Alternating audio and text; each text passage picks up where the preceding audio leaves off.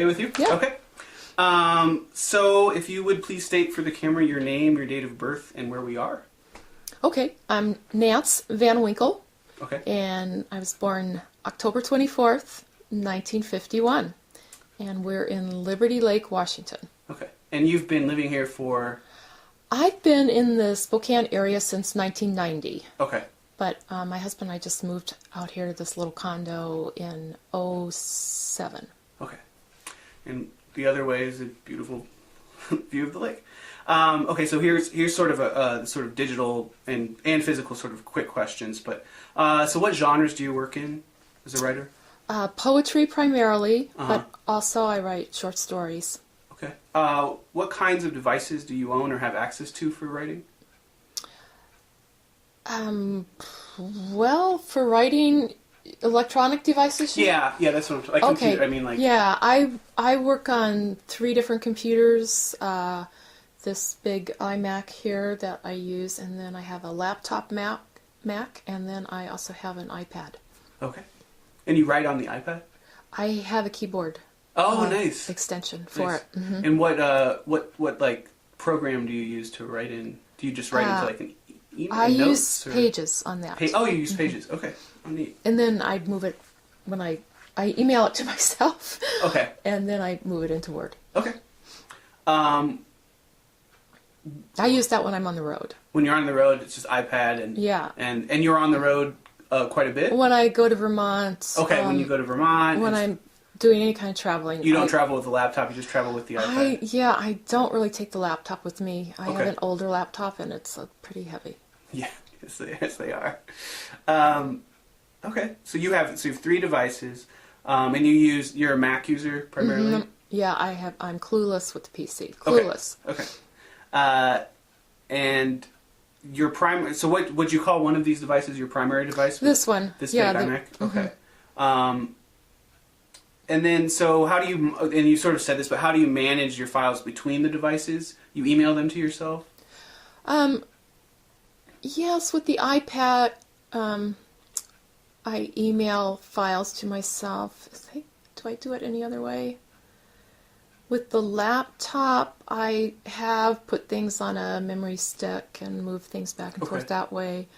When I have to give a presentation in Vermont, and I have been doing a lot of PowerPoint things lately with art, text and art. Yeah.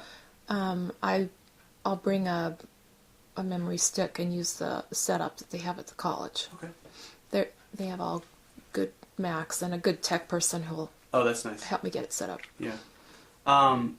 So for your work, right now, are you working exclusively on computers, or do you kind of go between the physical and digital environments at all? I work in longhand. Okay. On yellow legal tablets or just, whatever. I have different notebooks that I have. That's what all these notebooks are here, are my various writing projects in process.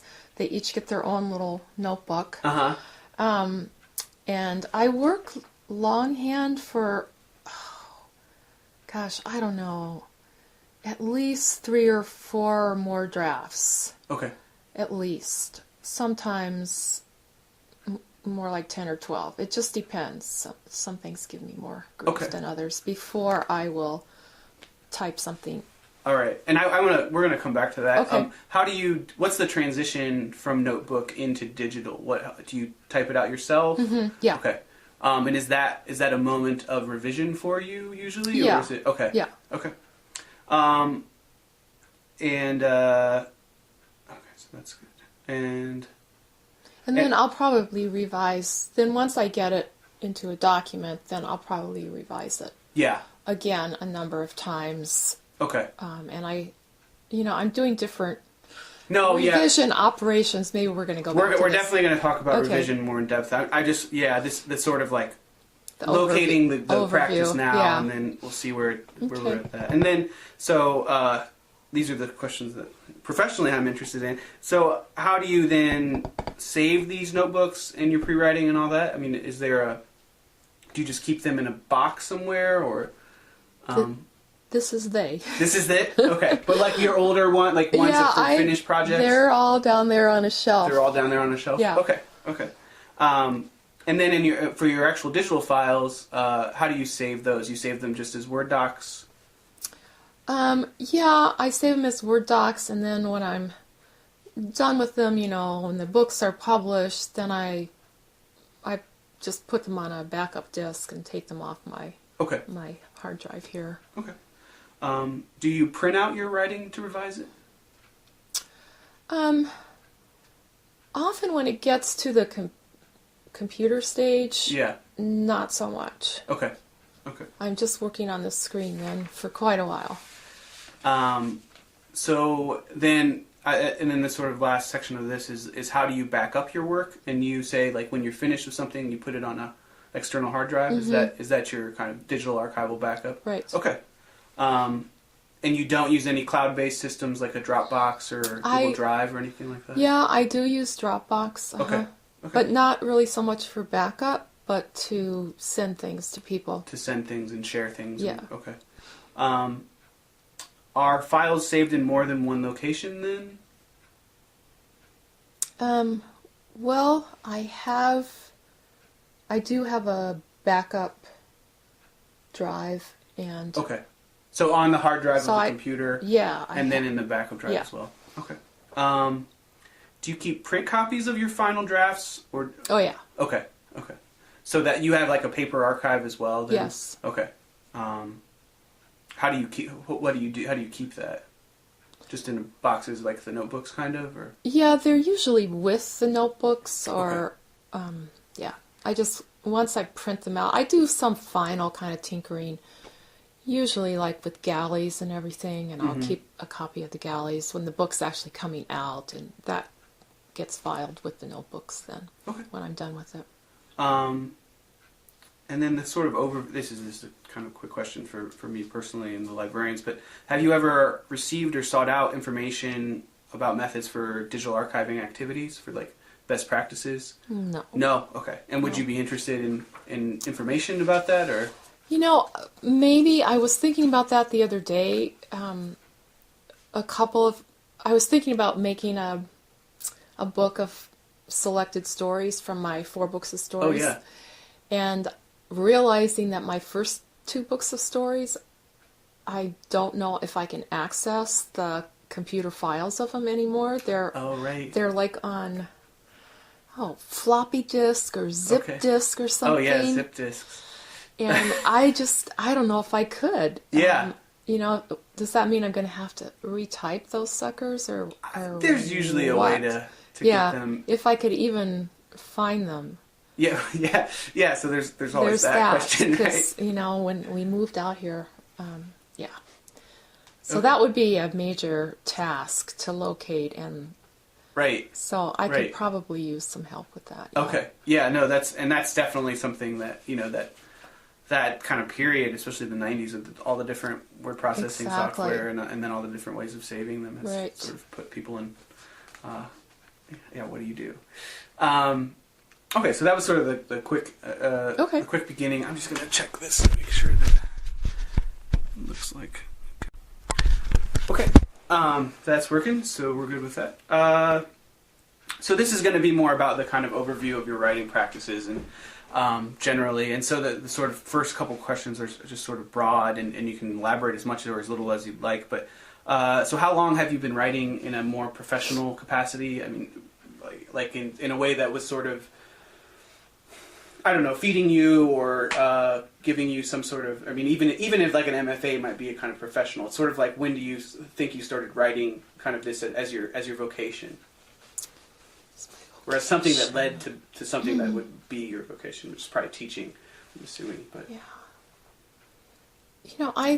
I guess since graduate school, I went to graduate school, and I thought I would just do that for a year. That was my plan. I would go to graduate school in creative writing for a year, and then I would go to medical school. I had been a pre-med major all through college. Okay. But when I got to grad school, I was just totally happy doing my writing thing, and I never looked back. So I started my so-called practice there, where I worked every day on my writing, and that was, I don't know, 1975. Okay. And where was that? I went to the University of Denver. University of Denver, okay. Mm-hmm. And was that a 1-year program, or? No, I actually stayed the regular 2 years. Okay. So you stayed 2 years and got your MFA, and then, so my next question is sort of like, I'm interested in kind of like how you would describe the arc of your career, like where you went from there, and just kind of a general, and elaborate, or as elaborate as you want to be, sort of background there. Yeah, and from there I got my first teaching job at Marymount College of Kansas, now defunct. Okay. So I taught there for 3 years, and then I got a job at Lake Forest College, just north of Chicago, and I taught there for 11 years. And then I came out here in 1990. Oh, okay. And I've been here ever since. And you retired from? I retired from Eastern in 2007. Okay. But you're continuing to teach? And at Vermont College. Okay. Mm-hmm. Okay. So now we're going to get kind of, we've always been there, but get to the kind of specific writing practices sort of generally. And I have it kind of delineated into kind of 3 stages: a sort of drafting, pre-writing notebook stage, and then a revision stage, and then a kind of organizational archival stages. Okay. And what I'd like to do is sort of go stage by stage and ask you about kind of your practices in the beginning and how those have changed for each stage. But if that doesn't make sense to you, we can do it a different way. Makes sense. That makes sense? Uh-huh. Okay. So I guess I would like to first start with talking about the sort of ways you draft and create your work initially. What is your sort of typical compositional practice, especially when and I'm interested right now in kind of like when you first started writing, how were you generating and composing your writing at that point? I have to push the button. So, yeah, early on, one of the things that's different now, it has been for a long time, early on I would probably just work on a poem.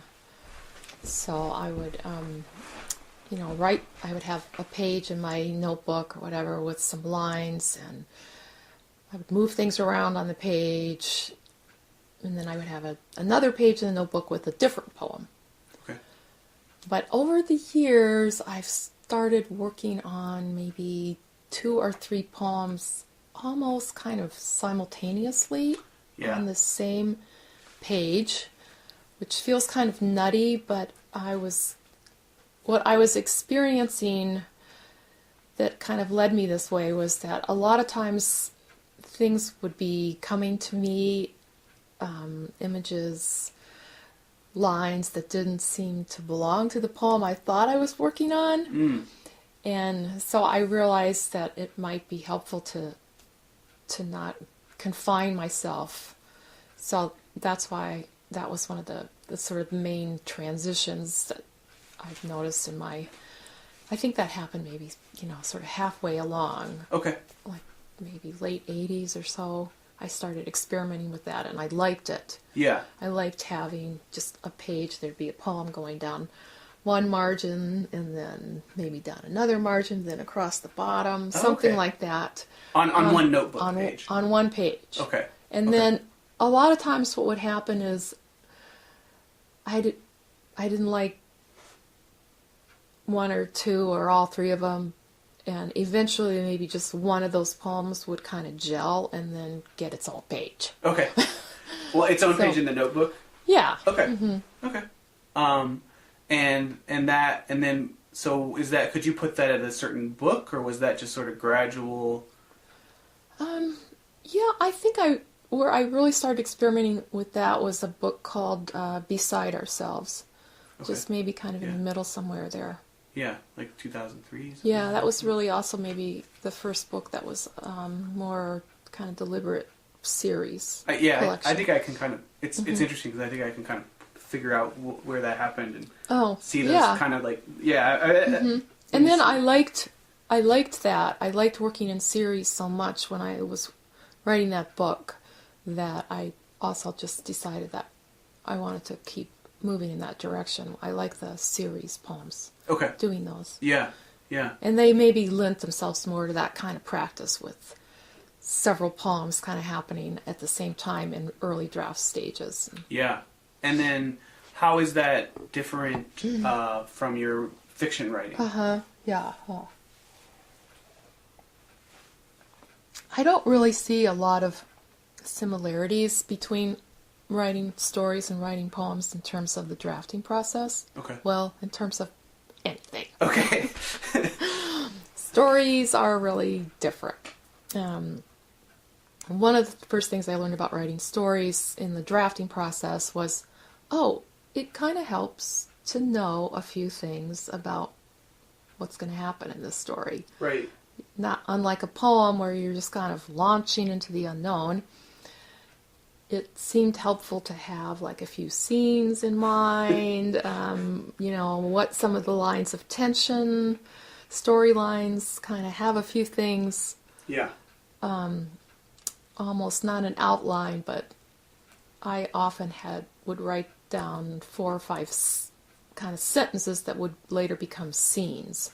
And that would be like on one page of the notebook, or just kind of just a scrap of paper in the car while I'm driving. Okay.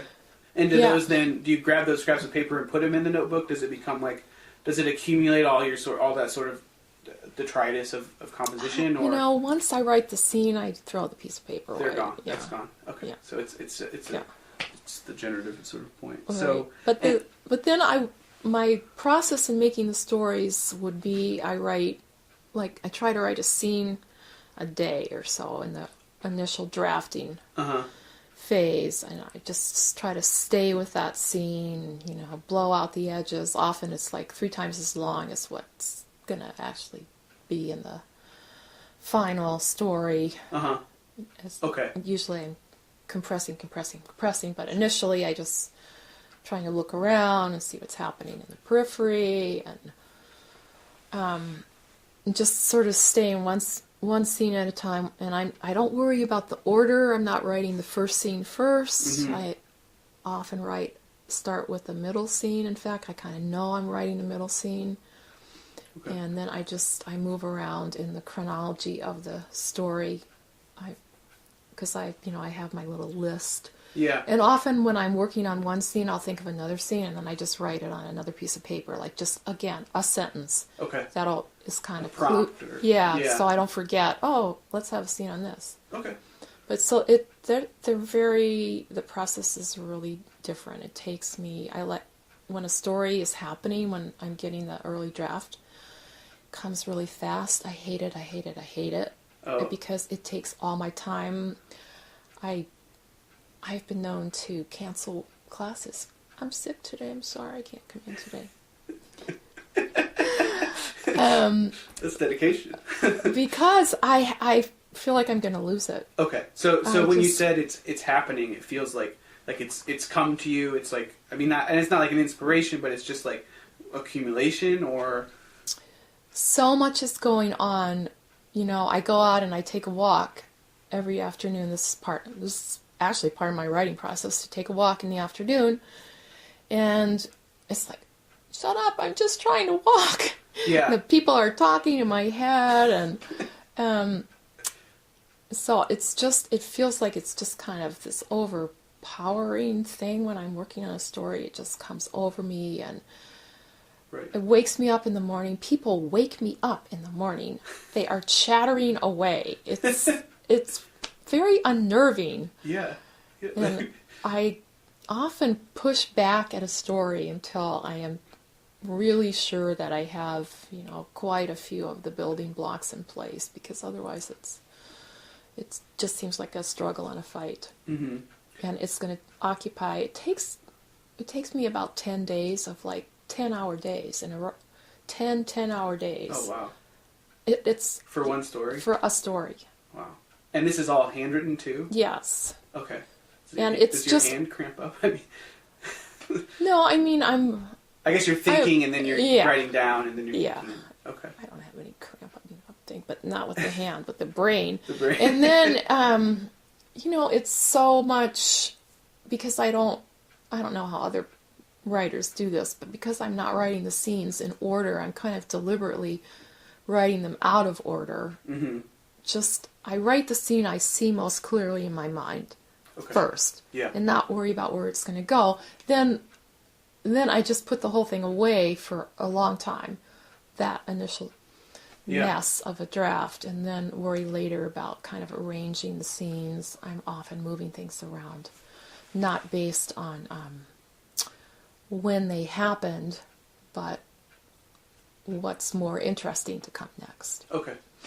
And so were you studying fiction as well as poetry in your graduate school, or when did you start to write these stories? Well, I did take a fiction writing class in grad school. I was in the poetry group, but we had to take a fiction class, and I was terrible.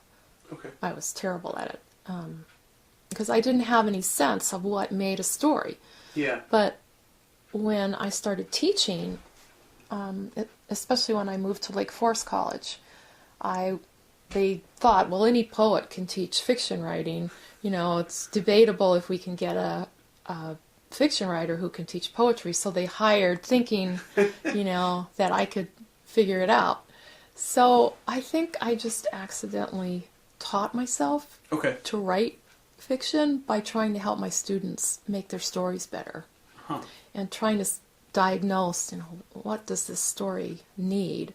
I remember so many days walking to my fiction writing class and trying to think about what I was going to say to this writer about her story, how to address its troubles.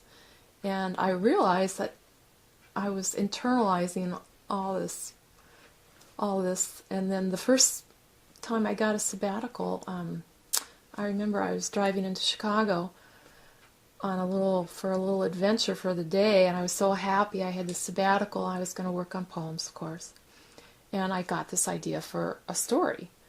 And I remember I was just writing on my car seat while I'm driving, just this little note to myself about what the story, kind of just a synopsis, like one sentence of what it would be. And by the time I got into Chicago, I had 5 story synopses written on this piece of paper. Wow. And then I just came home, and that's what I did for my whole sabbatical. I wrote a bunch of stories, and that was the first book of stories, limited lifetime warranty, it was called. Yeah. And what year was that? Oh my gosh, I think that was like 1983 or so. Okay. And so, so you've been, the stories kind of happened to you, and they've been similar the whole time that you've been writing. Have poems in similar ways kind of come upon you, or is it a little bit more, I don't know, is it a different process than that? Poems are more like a daily practice with me. I like poems. They don't,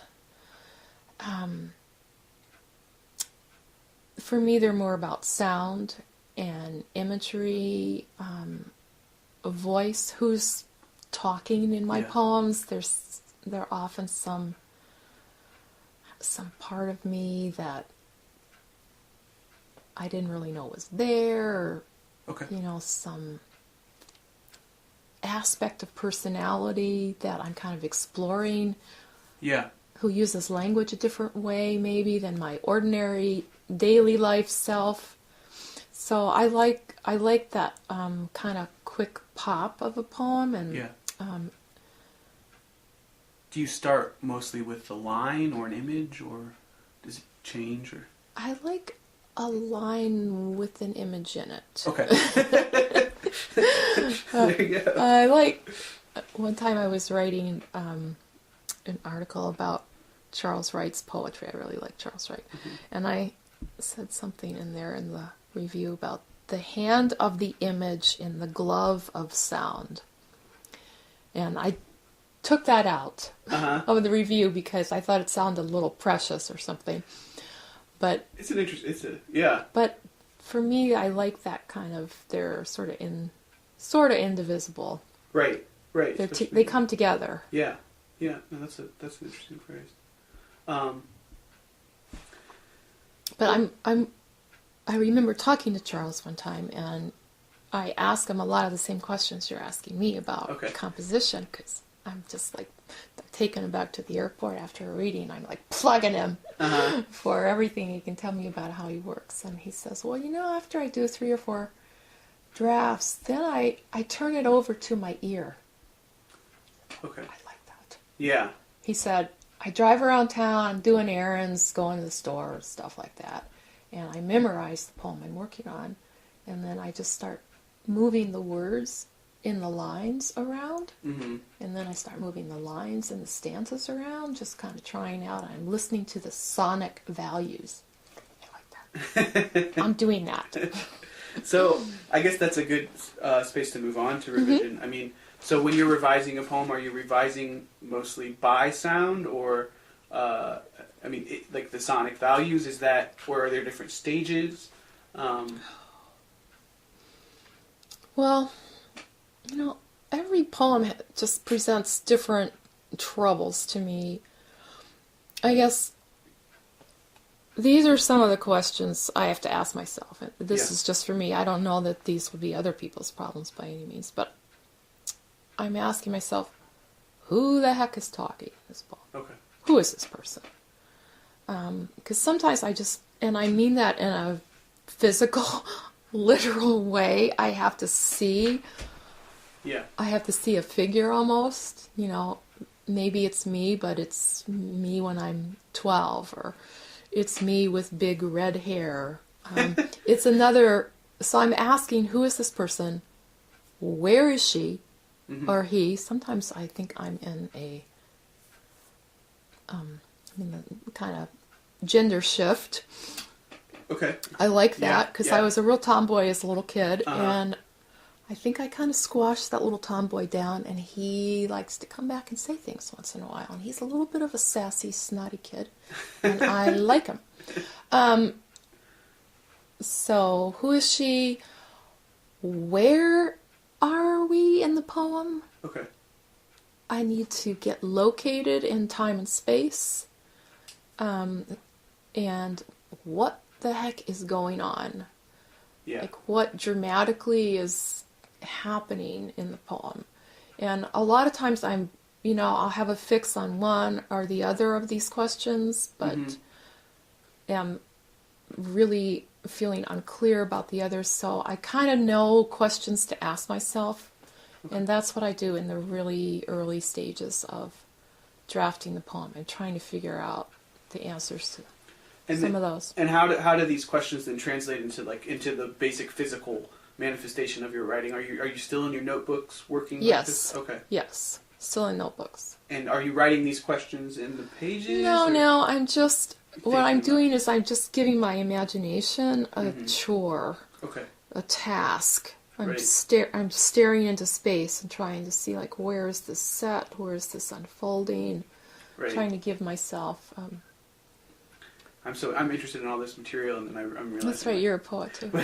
But I mean, it's also it's it happens so much up here. It just it doesn't happen on the page. It doesn't happen. It happens a lot. Just going to the store and thinking about and listening to your own sounds, which is another hard thing to document or to sort of record. Yeah.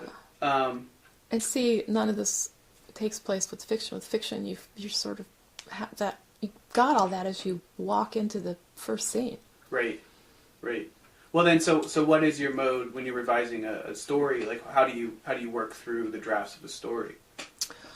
Well, with a story, I'm really thinking a lot more about why does this happen, or why did this happen in the past tense. Asking myself a lot of questions about motivation with the characters, what their relationships are like. How did they get to this?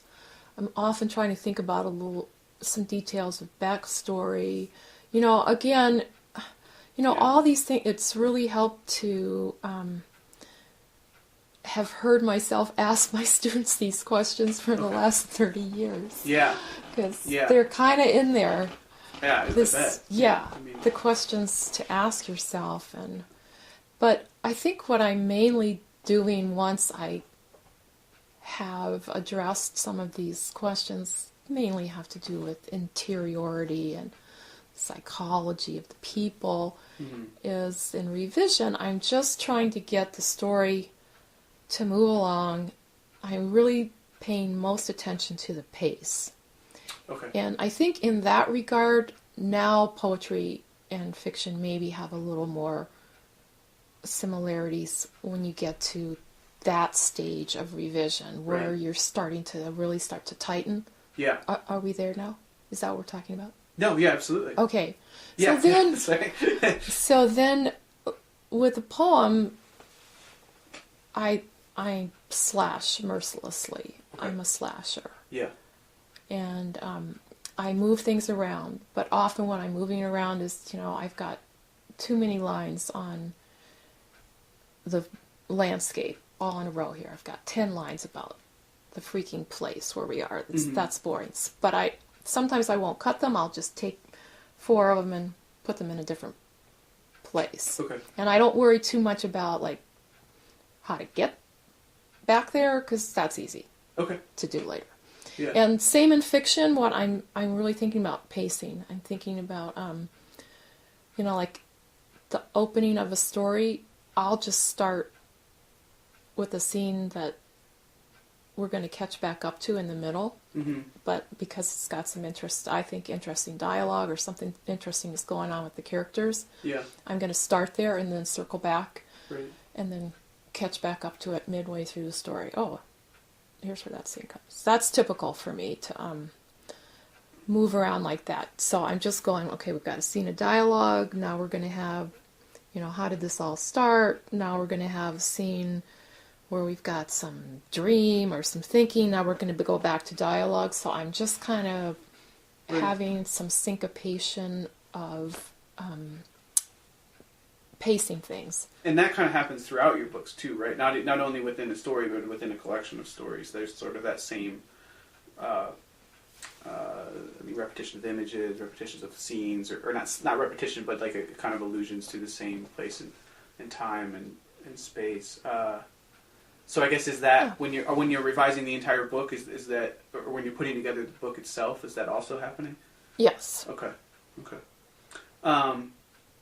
So have these modes of revision that sort of focus on pacing and the moving around and changes, have these changed over the course of your career? I mean, did you, when you were first starting out writing, did you have to come to this kind of way of revising, or did it just sort of, was it there from the beginning? No, it's been a slow, gradual process. Okay. And in the beginning, was there a different kind of, was it more, were you doing it more by the book, kind of, so to speak, or was it? Oh gosh, I don't know how I was doing anything at the beginning. I know, with my first book of poems, I had help. Uh-huh. I've never had an editor again. Yeah. Like I had with that very first book, Larry Lieberman at University of Illinois Press. He weeded out some of the weaker poems, but also helped me to shape up some new things I was working on and put them in, and helped me with the arrangement. And, I've never had help like that again. But that was very instructive to me. Yeah. He would write me these interesting little letters where he would explain, why he thought this ought to go here and this go there, and this stanza needed to be gone, this was stupid. And it was just so helpful to have somebody be such a close reader with me. Oh, yeah. Like I said, I've never had that again, ever. So do people play a role in your revision process now, or is it pretty much just you? Well, my husband reads everything, and he's a really, really tough critic. Okay. Really, really tough. It's good to have. It's very good. But I think he's a smart reader. Uh-huh. And he also kind of knows what I'm capable of, and if I don't measure up, he'll tell me. Yeah. So you're not corresponding with other writers with poems? I have a couple of good fiction writer friends that I have shared work with. A novel. I had a 2-book contract with the book of stories before this one, and they wanted the second thing to be a novel. The publisher I told you who decided they were going to quit fiction, and they wanted the second book to be a novel. So I tried 3 times to write a novel, and I got 200 pages in 3 times. Yeah. And I showed a couple of those books to friends who are fiction writers, and they confirmed for me that what I thought was true. The way I phrase it to myself is, they didn't have a big enough engine. Okay. I like short stories. I know. I like the go-kart. Yeah.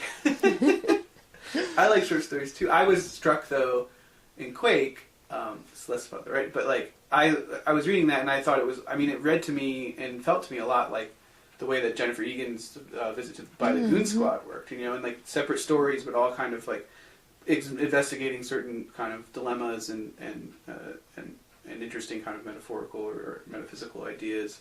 Well, thank you. I like that Goon Squad book too. Yeah. But I was like, well, I mean, like, what if she had called this a novel? I mean, I just was wondering, I mean, like, it's not.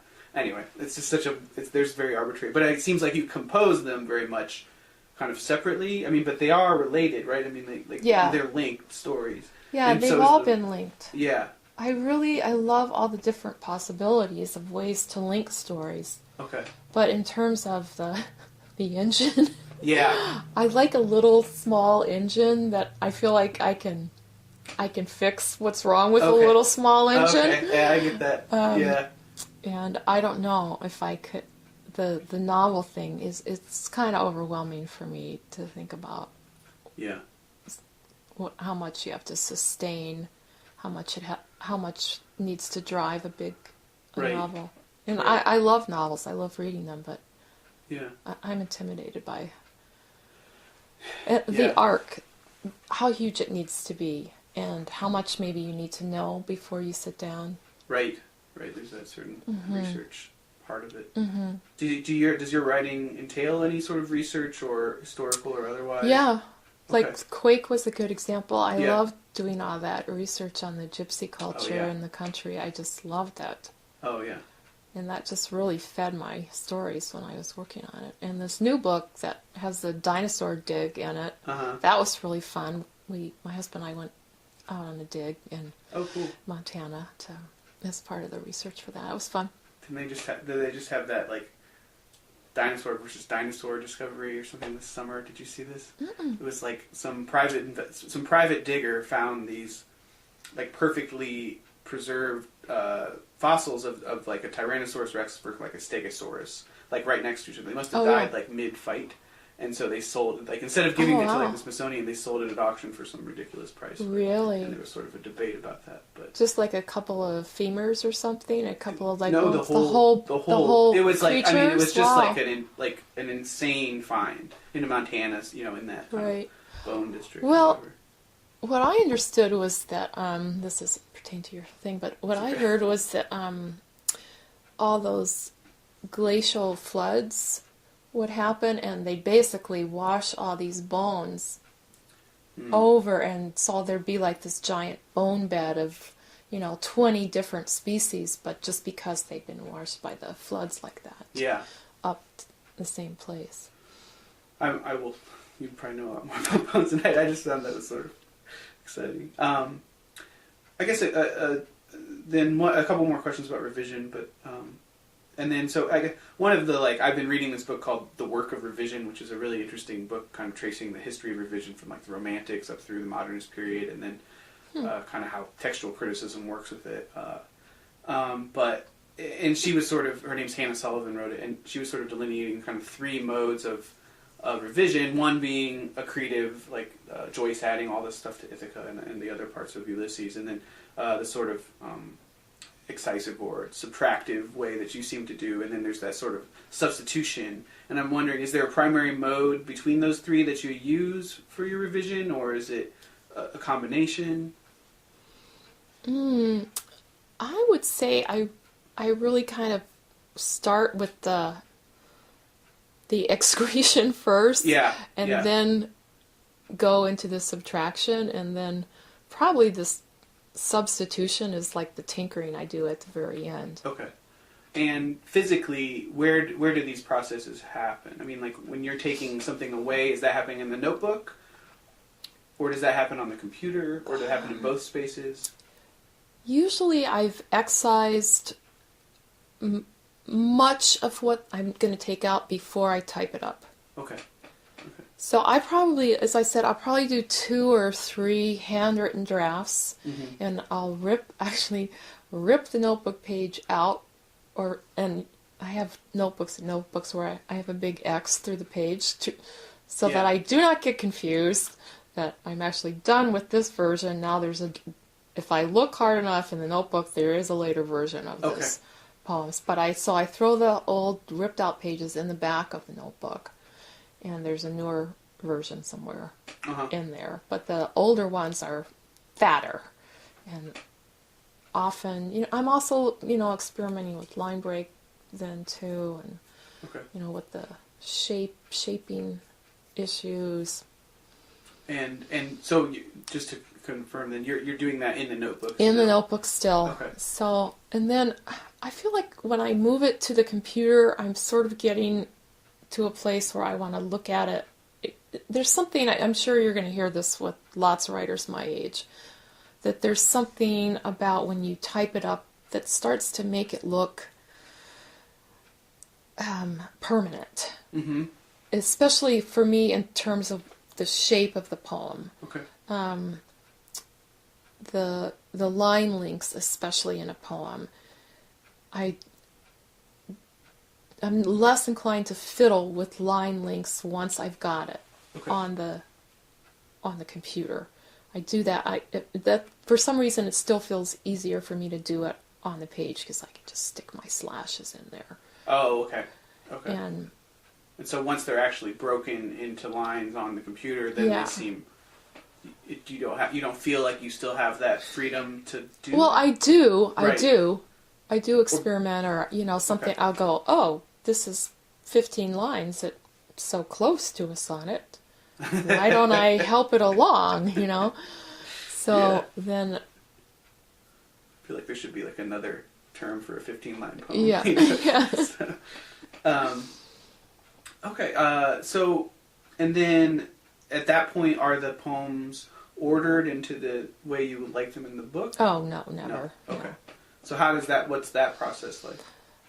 Oh, that's just another process of just printing out all the poems and then just living with them.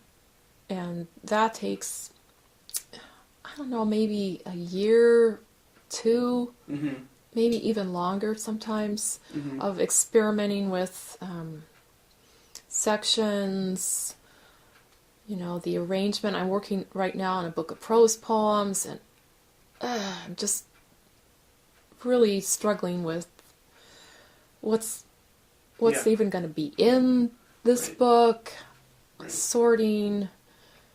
So there's a number. So once you get to the computer, are you putting like all the poems from one notebook in one Word file, say, or are you putting them individually? No, I don't put. Each poem is its own file. Okay. Until I really start to make the book as a book. Okay. And so just technically then you like call that file whatever the title of the poem is. Yeah. And then save it, say in a folder with. My folder is called Poems. No, that's fine. I know, and there are some subfolders in there, like. Okay. For a book, would you make a subfolder then, or? Oh, then each book gets its own file. Then. Okay. Yeah. Okay. But so the poems are kind of in one big folder, and then as they accumulate into a book, then there'll be one file. Exactly. And when they get published, then I put them in another file called Published Poems. Okay. So I don't get confused. I'm not sending stuff. Yeah. Out still. Yeah. And then there's some old. I have files called Poems 08. Right. That are just like. I'm never going to probably do anything with them now, but they're still sitting there. They're still in there somewhere. Okay. And is that the same? That same sort of transfer happened with fiction too? Yeah, I mean, I've got a file in there just called Stories in Process. Mm-hmm. And I don't know if they're going to be a book. Sort of figuring it out. And so, well, we'll get back to the computer stuff a little bit more. Let me just sort of talk a little bit, move from revision and talk a little bit more about kind of organizational, and this, we were already kind of talking about it, these things all sort of mesh in, but, so, I mean, well, okay, with the computer, then you move from your notebook and then you type it up, and is that's sort of a moment of revision for you too? Mm-hmm, mm-hmm. And then you have several other different moments of revision when it's on the computer, but some of those happen in paper because you print them out, right? And then that arrangement happens physically usually first. I'll look at it I'll come back to it over a period of I don't know, a couple of weeks on the computer then, once it's in a computer file, and look at it, probably tinker with it a little bit more before, and then I'll start sending it out probably. Okay. So fairly soon after I type it up, maybe a month, 2 months. Yeah. There comes a point where I feel like I'm making it worse. Yeah. Yeah. My tinkering is starting to make it worse. That's the only thing that stops me. And then I start sending it out. Mm-hmm. And are we talking about the entire book right now? Or no, just individual poems. Okay. Yeah. And then if it comes back rejected, often I'll tinker a little bit more and then send it back out again in a week. Okay. So you use the sort of publication and submission process as a sort of revision prompt, or I do. Okay. I do. Mm-hmm. Okay. Well, that's interesting. And then then they come together in one file as your book thing, and then you send that out to publishers. And is that a similar sort of thing? If it's rejected, do you then revise again, or is that sort of once it's in that file, once you've got it there, you just sort of want to give it a space? I'll probably revise it a little bit more if it comes back rejected, but usually once it gets in book form, it seems sort of settled to me, and often this may be also the case. The reason for that being that I've probably moved on to another book now. Okay.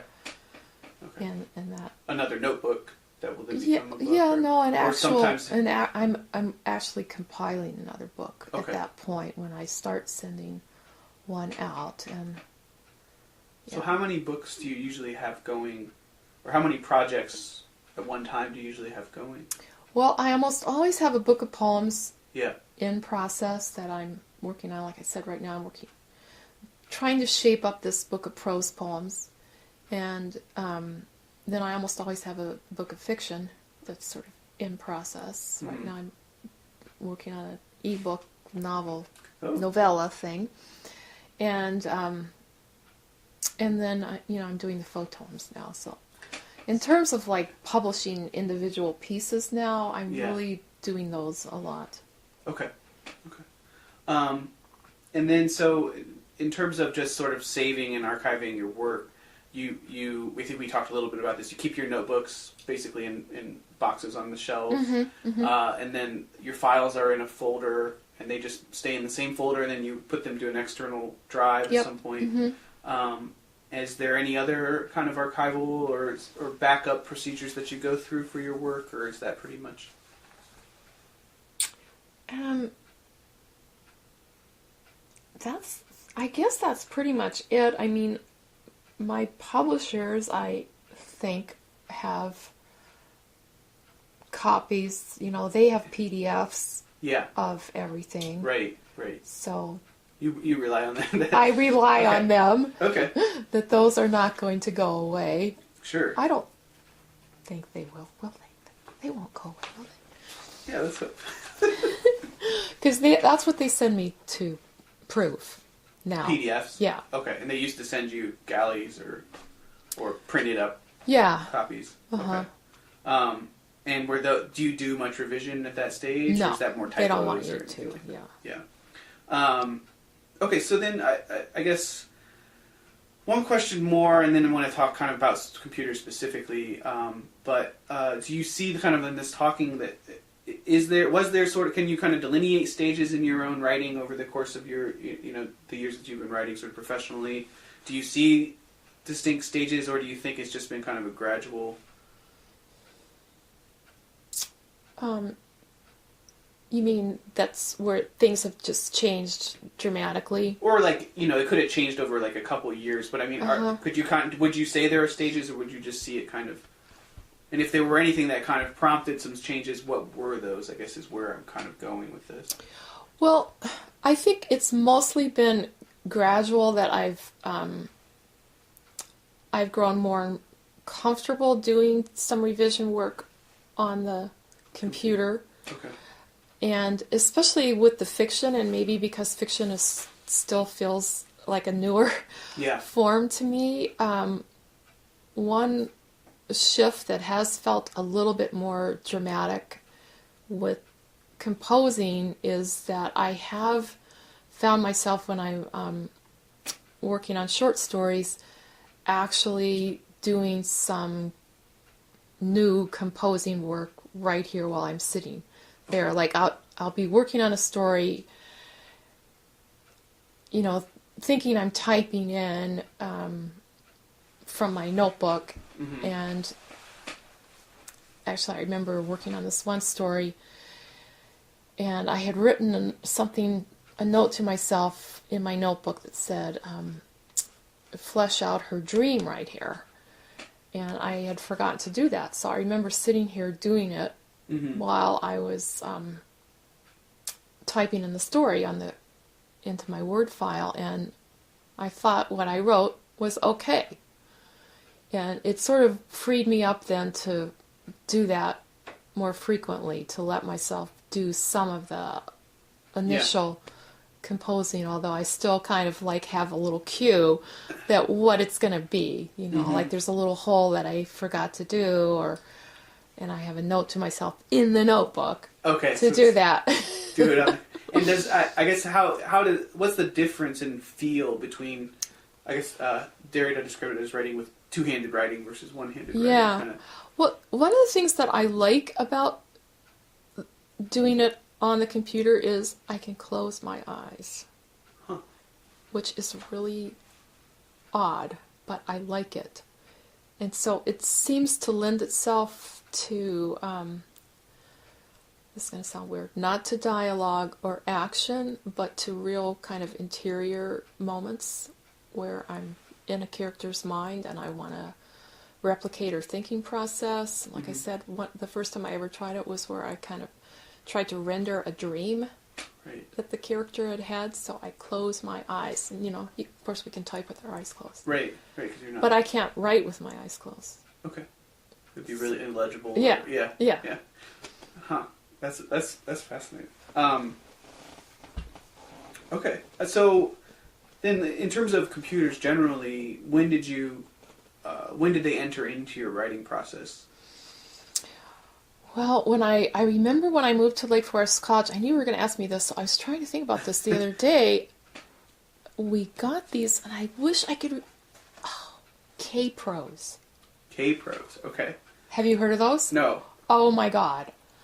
They were these huge gray boxes. Uh-huh. And they were given to us, this must have been 1980. Okay. Right around there, 1980, at Lake Forest College, all the faculty got these K-Pro computer things, and really all they did was word processing. So, but I liked them. I remember a lot of the faculty were complaining, but I really, because I was moving from a Selectric typewriter or something. Okay. And this machine was so much easier to do corrections and everything. Yeah. And so I took to the computer right away. I really liked it. In 1980? Yeah. Wow. Okay. That's very early, I think. I can't remember the exact year. But somewhere, you started teaching in Lake Forest in 79. So it was right around there when we first moved there. Yeah. And that's all they did. They didn't do, there was no internet or anything. Right. Yeah. So you were just word processing. Mm-hmm. did this, well, the advent of this computer and then maybe like the kind of more prevalence of computers kind of change your writing practices pretty drastically eventually, or? Well, the academic world, I don't know if I hadn't been in the academy, if I would have the same relationship with technology as I do. Yeah. Because everywhere I went to teach, I was presented with a new computer when I walked in the door. And it's nice. Yeah. And because, Apple made its money by habitualizing people. What's the word I'm trying to say? No, I think to their technology. Yeah, that's how they became so great. Get all these freshmen hooked on apples when they're in college because they're in the labs, and then the next thing you know, you've got generations out there. Right. And so anyway, I'm a total Mac person. I love them. They seem really intuitive to me to use them, but I've grown up with them. Right. I mean. So, and then I guess, what about the software that you used? You started with the sort of basic word processing. Then did you move to an Apple word processing software, or was it like WordPerfect, or do you remember? I mean, I can't even name. Oh gosh. I'm not going to be able to remember all the different program names, but yeah. And now are you using Microsoft Word? Okay. But you're also using Pages. Yeah. So, so you're moving between software there. Has that been a newer thing since the iPad, or? Yeah, I may get a new iPad pretty soon. I don't know if I want to buy another Microsoft Word. Yeah. Pages seems to. And it's fine. Yeah. It moves into Word just fine. Right. But I learned Photoshop. Okay. When I was a magazine editor, I edited Willow Springs. Yeah. Oh yeah. For about 6 years, and so I learned. That was in 1990. I took over the editorship of that magazine when I came out to Eastern, and they were doing the magazine with, oh my God, there was no computer technology. The woman who had done it before me was like, she was into the light board thing. Yeah. Which I had learned in college, in journalism class. With the sticky, peely things. Mm-hmm. Do you really know this stuff? I actually saw this in high school in my journalism class. So, yeah. And I could not believe that they had no computer program or anything. So a guy in the journalism department gave me a copy of PageMaker to put on the computer, and I instantly fell in love with it. Yeah. I love this. I love doing the art for the magazine. I did the covers. I found the art and made the covers myself because there was nobody else to do it. Right. And so I learned PageMaker at the very beginning when it was just out. Right. And then, as you probably know, that became Photoshop. Right. So I just kind of stayed with it all these years. And so essentially you've been using Photoshop for 20 years. Wow. That's awesome. And, I buy every other Photoshop. That's been my MO. I don't try to keep up with every single new one. I know. So I'm on 5 now, but I will probably get 7 when it comes out. I'm a little worried that they're not going to do that anymore. They seem to be moving to that subscription basis. Really? Yeah. How do you mean? Well, we buy it a lot for the digital computers, and I'm starting to hear that they're offering it now, so you can basically pay a monthly fee and get Photoshop, or get InDesign, or get the design suite. So I'm not sure if they're going to be selling those student teacher kind of editions anymore, or if they're going to be charging a subscription fee, which in my mind is going to be way more expensive, especially because we have so many copies. It might be cheaper overall for an individual, but. Interesting. Yeah, so I'm not sure. I'm not actually positive about that, but it's I sort of have heard on the wind that might be coming around. Anyway. Oh. Wow, that would be. I don't know. I don't know if it's a tax write-off, so. Yeah, there you go. So you were pretty familiar with computers from pretty much most of the professional career. As they became more prevalent in the society at large, did that affect? I mean, I guess it affected probably your correspondence with your editors and whatnot, and with things like that. Did that affect anything in the way that you write? Did it start to feel different? Did writing feel different?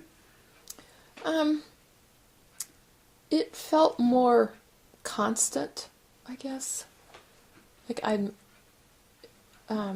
my students at Vermont College, they want to send me their work, everything online now.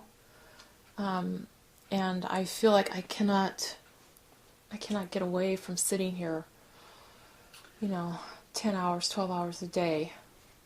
Yeah. And that part I don't like as much. I like reading, in a comfy chair. Right. And I feel like we're moving away from that now. That's becoming less. And I'm writing ebooks myself now, so. Yeah. So I'm a culprit too. Right. But I can read my iPad in a comfy chair. Yes. Yes, you can. I'm gonna check this thing one more time. I still like reading in bed. But once I discovered that I can read my iPad in bed, I was happy.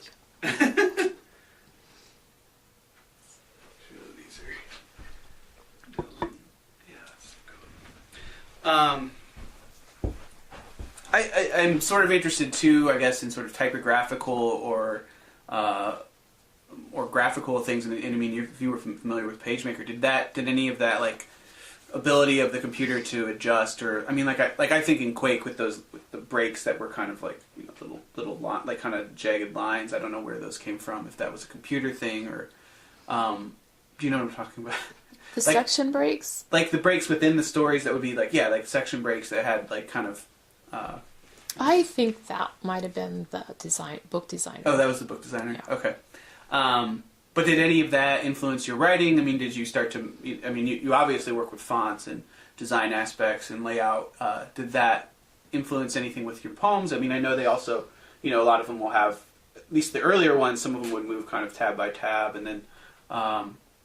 I mean, there's other different sort of strategies in their later poems too, but they're... I don't know. I mean, I guess... I'm trying to think about what you're asking me, because I'm just not remembering I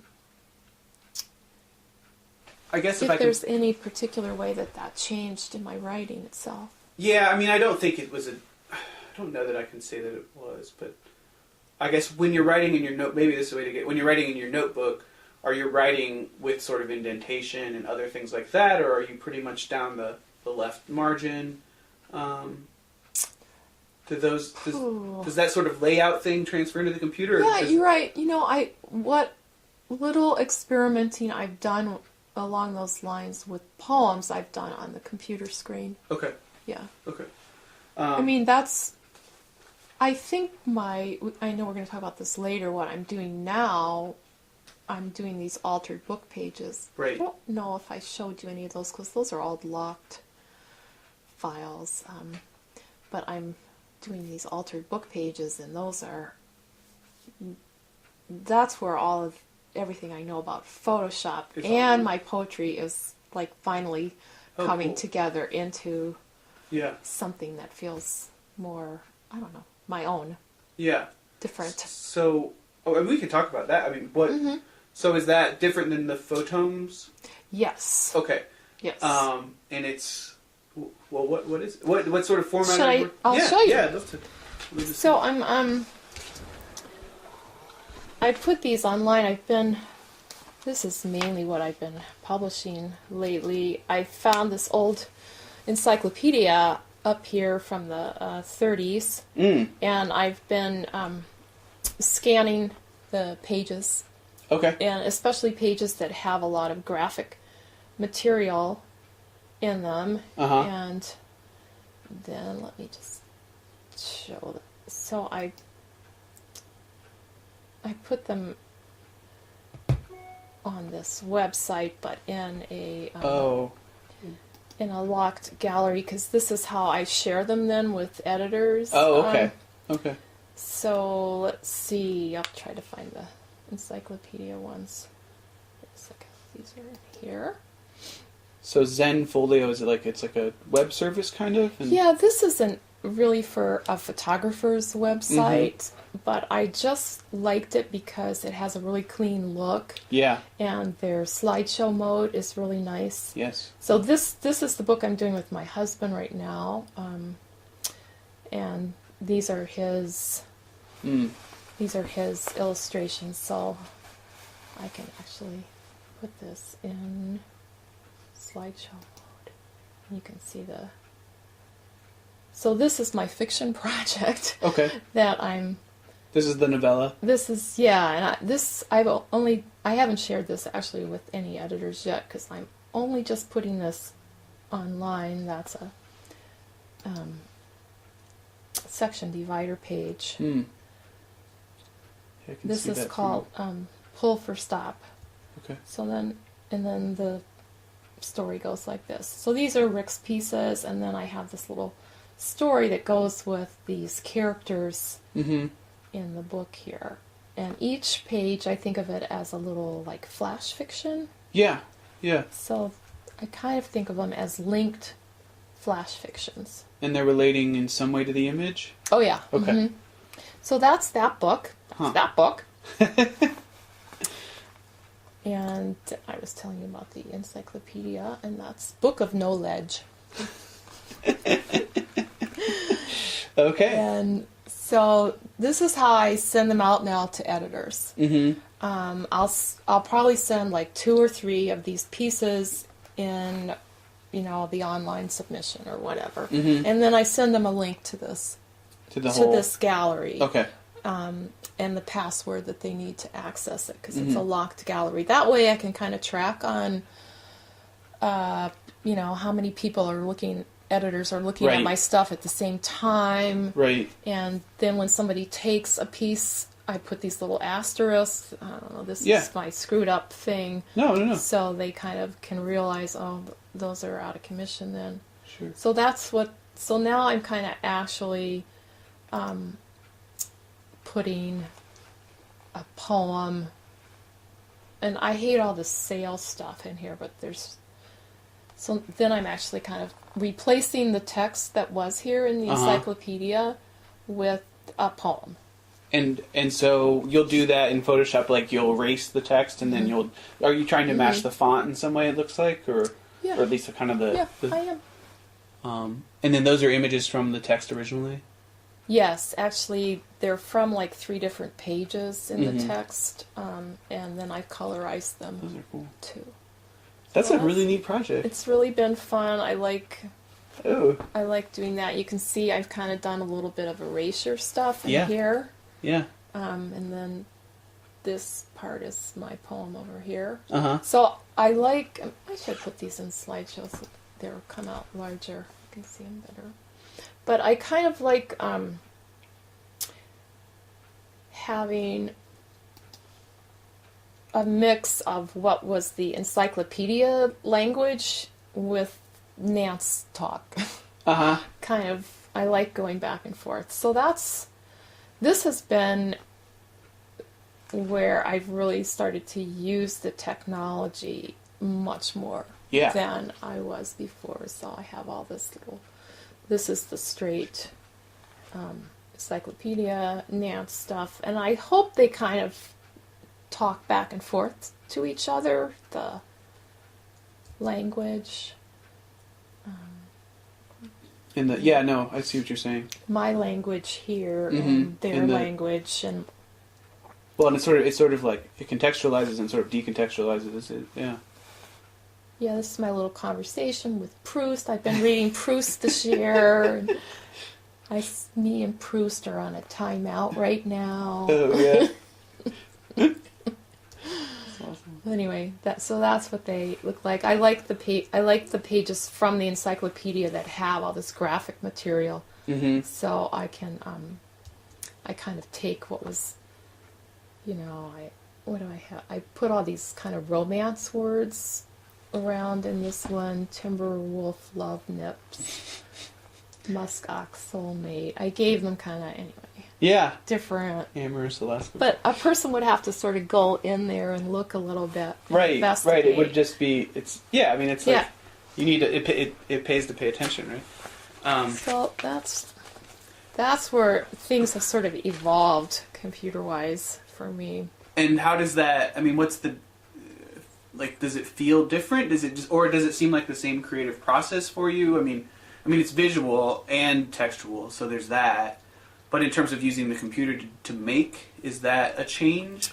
Well, so the way I have some really interesting different ways that I've been doing these that has never been even remotely like working on the poems or the stories. So I'll print out first the original scans in black and white. And that's what I carry around in my little notebook. You know, I'm still fixated to the notebook there. Right. So I'm carrying those around in the notebook, and then I just start scribbling on the pages, scribbling stuff out. I'm one of the things that I'm kind of doing with this book project with the encyclopedia is this is my version of a collected poems of Nance Van Winckel. So I'm kind of mining some of my early poems because the idea of doing a collected or a selected or something is kind of boring to me, actually. Okay. But this made it more interesting to do. Yeah. Because I'll just pull out, I always like this stanza in this poem. Yeah. I like this stanza. And then That's I really just forget the rest of that poem, you know. Right. But these 5 lines I like, so I'll sprinkle them in there. And it's been fun to kind of find the visual material that I think they fit with. Yeah. So anyway. And with the wealth of human knowledge from 1930 and the wealth of poems. Exactly. Yeah. And I feel like I'm kind of talking. I sense one of the things that's going on in this project is I'm talking back to history in a way and saying, no, that's not right. And I like that. I like that. And I guess in some ways the software allows you more purchase on making those deletions and adjustments than it would have than just like crossing out, or a light board, for instance, would have. Right. Yeah, and the erasure thing, that a lot of people are doing. Yeah. That seems like, I'm good friends with Mary Ruffel, who's doing the amazing erasure stuff. Right, yeah. I feel like unless I could one-up Mary Ruffel, I'm not doing that. I know. I'm not going there. I know. There are people who are doing that so much better. And I've always been a fan of that Radios, the Paradise Lost deletion by Ronald Johnson. Which I just am like, and then I like, who did one, like, Jonathan Safran Foer, someone did it, and I was like, oh no. Oh, he did it? Yeah, he did some terrible. Really? I don't know. Yeah. He bugs me anyway. Yeah, I think maybe too many people jumped on the erasure. It's fun. Bandwagon. Right? I mean, but it's hard. I mean, it's really, to do it in the way that Mary Ruffel does it is really, really hard. I mean, like, yeah. Here's what Mary Ruffel says. The way I do it is I look at the page, and then pretty soon, if I just stare at it for a while, a few words float up. Good. Okay. We're not all. That's hilarious. Oh man, to have that happen would be fantastic. It really would. A few words float up. Let me think here. I feel like we've answered a lot of these questions in the course of it. Yeah.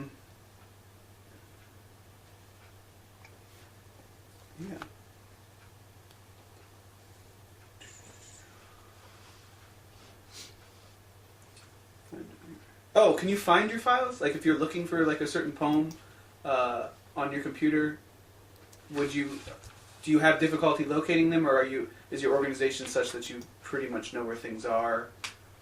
I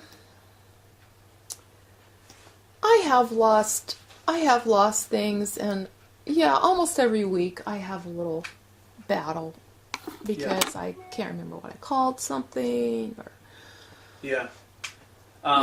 Do you worry at all about the security or sort of fixity of these digital files? No. That's good. You mean somebody else accessing them or something? Well, that kind of security? And then or the kind of fidelity of them, I guess. I mean, you do say that you have floppy disks in old Word perfect documents or something that you can't access that. Is that a concern to you, or you just think that will kind of take care of itself? It's not a concern to me. Maybe No. it should be. No, I don't. I actually don't think it should be. But and I'm the one who should know that. So okay, good. but I mean, yeah, there's definitely things you can do. But I mean, it's one of those things that I think. Well, I guess the other question is, have the changes in computers? I mean, like probably in the late '90s, early '90s, computers crashed much more often. You were more likely to lose work. Did that ever influence the ways that you worked on computers, or was that, or you've pretty much kept the same strategies? I have pretty much kept the same strategies. I've never had a really bad thing happen where I've lost a hard drive or anything like that. Absolutely. I know. And, it's because I love the Macs. That's hilarious. They got you. They really do. Yeah. I love all their products. I do. So a few questions about correspondence and teaching, although I think we've covered some of that, and then we'll talk about the photomes, and then that'll be it. So have you ever corresponded very much in like physical letters? Has that ever been a portion, or related to your writing? I don't need to know, like personal correspondence, not so much, but I mean like writing wise, career wise, was that ever physical letters. Like I was telling you with that first book of poems, I've kept all the letters that he wrote to me about revision. Yeah. I don't know. They're very dear to me. Right. That somebody took that kind of time with me, and then I have a good friend who's a poet. I think I mentioned her to you, Jennifer Boyden. Yeah. And she really loves the physical letter, and I've kept all her letters that she's written me over the years. Right. Because they're just beautiful. Oh, and it just always seems like just the idea that somebody is writing this just to me, this 3-page letter with her thoughts and ruminations about things, and they're just so beautifully written, and that she would take the time to do that. It seems like a treasure thing because it's passing, but do I do it? No. Do you have any similar feelings for any emails? Do you have emails that you feel dear about? I do keep some emails. I have files with emails that I keep from certain people. And then in a sort of corollary to that, do you feel like and this is an odd question, but do you have any sort of feelings towards your digital files about like your poems? Do you feel like, are they dear to you in the same way maybe a notebook would be dear to you, or? No. No. The notebook is dearer. Okay. Yeah. I don't know why. That's weird. You touch it. That's a big part of it, I think. Yeah, I don't know. Yeah, it's one of those things. I don't know if that will change. Like, if someone never had like the physical in the future, if they'll like have this special folder on their desktop. That just seems odd to me. But I try to be careful that I've always got a hard copy somewhere of the material I'm working on, like this book that I'm doing with my husband. Okay. So some of the images I just saw. There they all are.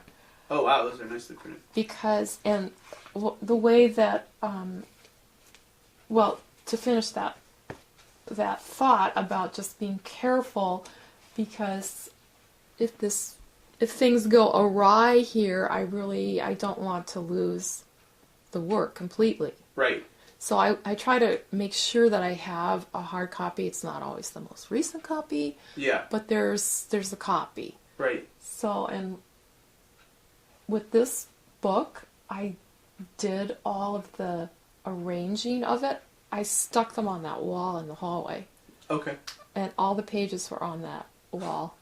Cool. And I had little sticky things on the back, and I was moving them around to make the sections of the book it was up there for like 3 months. Yeah.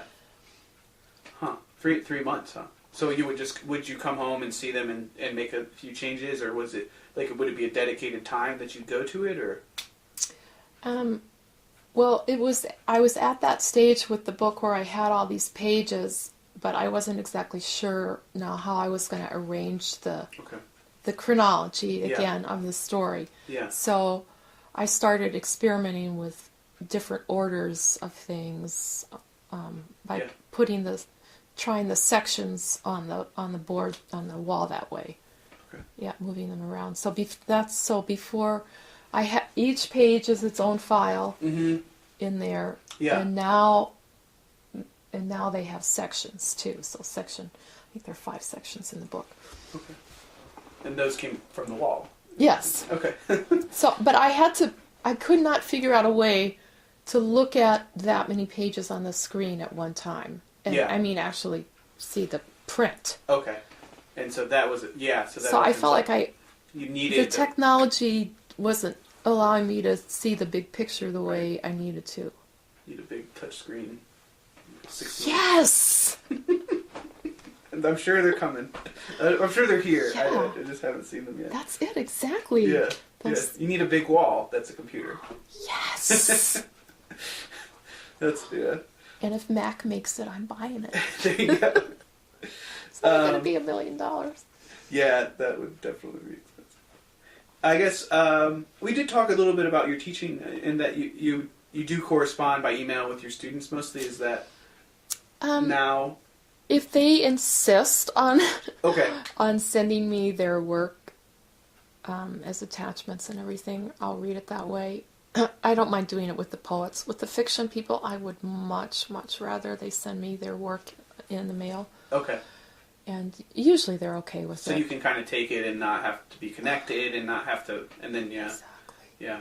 And I do not like writing my comments with the Blackboard program or any of those. The college has that available to us, and I have done track changes in Word. I know how to use that, but I just like to scribble in the margins. Right.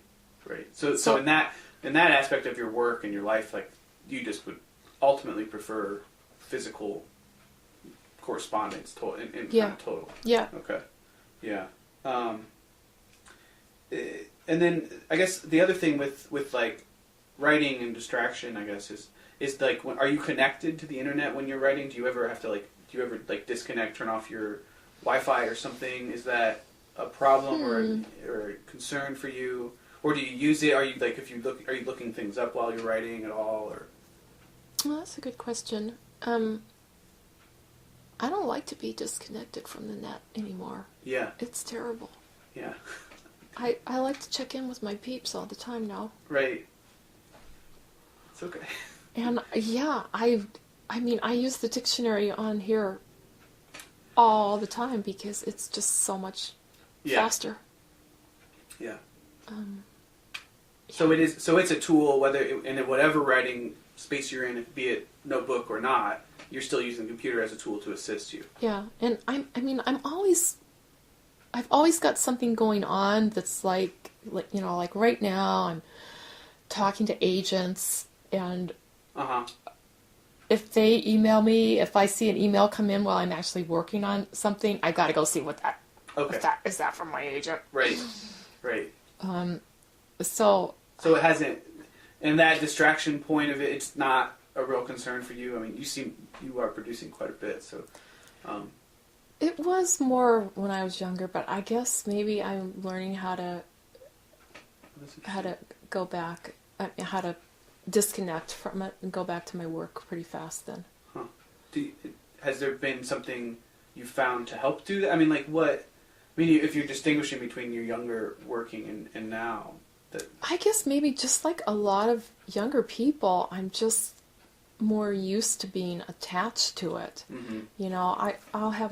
I'll be doing something on my iPad, communicating with somebody or talking on Facebook or whatever, while Rick and I are watching a movie at night. Mm-hmm. And there's much more multitasking. You've learned a sort of way of compartmentalizing that seems pretty seamless for your day-to-day. Mm-hmm. That's interesting. I guess the last question about teaching, like when you've had now, you're probably getting students who've grown up only with the computer, yes. right? Mm-hmm. Has that changed your relationship to it? I mean, has that sort of changed your idea about what it does, its effects, anything like that? Well, it's changed to the sense that when students talk to me about their own composing process, and of course they do everything on the computer.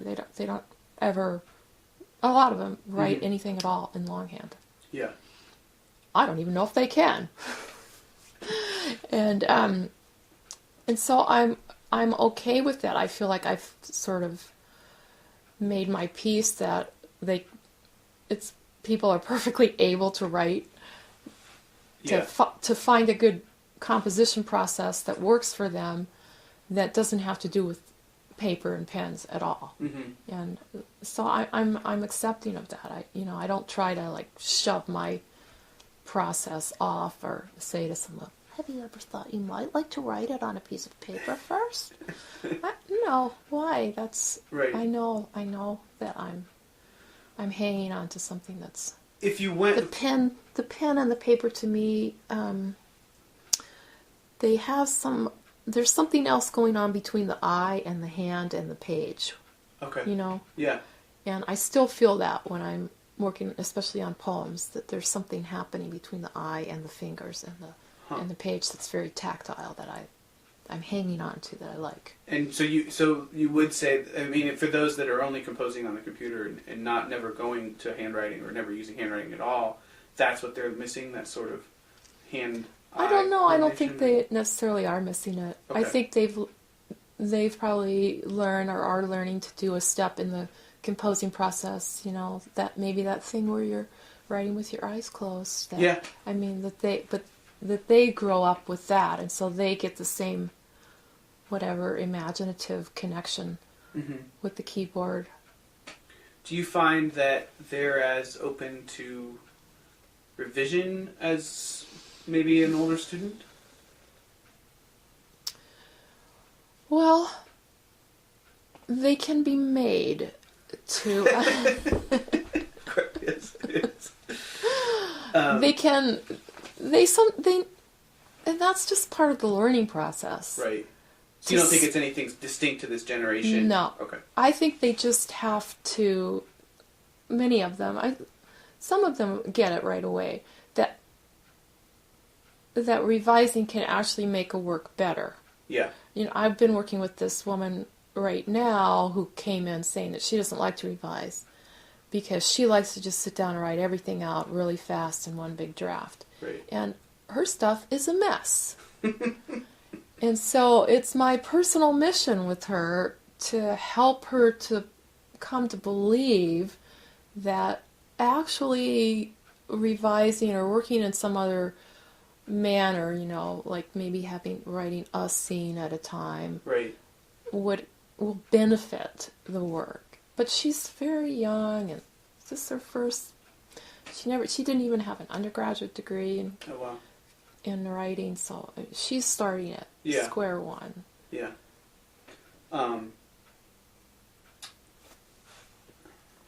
Okay. Well, the last kind of group of questions I have are about the photomes, and but I guess you have a number of different. I was thinking of these being your sort of primary computer-assisted project, but you have several going at the same time. It seems, including the collected your novella. Are there other projects as well? Okay, and are they supplanting your fiction and poetry writing, or are they sort of just in addition to? I am wrestling with this question myself. Okay. I think the poetry right now, the new poetry, is kind of going into these altered book pages that I'm doing. I have four of those projects going on. Okay. Right now. Okay. And I am working on a book of regular poems, those prose poems. Mm-hmm. But all the fiction I'm working are all ebooks now. I've just completed a novella, not this one, but a different one that's an ebook that's in the form of a scrapbook photograph album. Oh. And that's the one I'm trying to talk to agents about. Okay. And they're gonna and you have only, you don't expect to see it in physical form at all. You just this is the question that we are trying to work through. I mean, I don't care about seeing it as a print book, but apparently publishers don't want to take a book unless they can also have it as a print book because they don't make any money on the ebooks. Yes. So blame Amazon, right? Yeah. So an agent doesn't want to take me on as a client unless I am doing the print book and the ebook as a sort of bonus. Oh, okay. So that's what we're kind of going around and around about, and then I think, well, maybe I'll just go out there and do it on my own, or try to do it with an ebook publisher who is just doing that. So this is all new to me, and new territory, and I'm just trying to navigate it myself right now. I don't know what I'm doing. Yeah. But in terms of like the process and the composition and everything, it still seems pretty much, computer, non-computer, like it's still like a kind of, well, I mean, the computer's a big part of it, but you're still writing the notebook and pushing it in, or is it a lot of that still happening are the ebooks happening on the computer? No, I'm still writing the text part in a notebook. Mm-hmm. Okay. How does the sort of visual aspect relate back to your writing, especially sort of maybe, I mean, you use a lot of imagery in your poems and in your fiction, but now you are actually using images. So yes. What's that feel like? I mean, are you using them in the same ways you used imagery, or is it a totally different? Well, I mean, you hit it right on the head. That's it exactly. I mean, everything I loved about poetry, the image thing. Yeah. Now I'm making actual images. And, I'm putting a little bit of text in there. And, now I'm starting to wrestle with, well, that's too much text. It's... Everything that's happening now has gotten to be less and less text. Yeah. I'm trying to find the right balance between the visual component on the piece and that sort of means minimal text, I think. Yeah. So that they don't fight each other. I mean, what is like, how do you find the right language for that? I mean, like, what sort is that? I mean, that seems like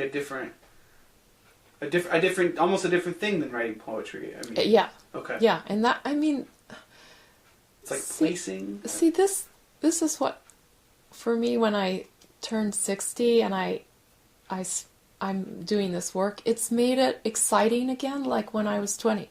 Yeah. Because language has been refreshed by this new sort of interjection of the actual visual material in the same location with the text. Right. And it's made it like a brand new thing for me, and I don't know, I feel like, oh good, now I can get through to my 80s okay, and without being bored. If you didn't, so kind of two-part question. If you didn't have that facility with the computer that you have and that you developed from working with PageMaker, and or if you just had not worked with the computer, do you think you would have turned to visual art in a physical format? But it's okay. No, it would have been too much to learn, I think. Okay. I mean, it still feels like a lot to learn. I mean, I take classes every week. I'm taking online classes. I mean, I still can't get how to do text on a path. What's wrong with me? I can't make my paths good. Okay. Well, yeah, I am no Photoshop expert, but... But anyway, so I take these little online classes through Photoshop. Do you take I mean, your husband's an artist. Do you have any sort of art instruction as well? I mean, yes. Like, okay. Oh, yes. Okay. Yeah. From him. From him.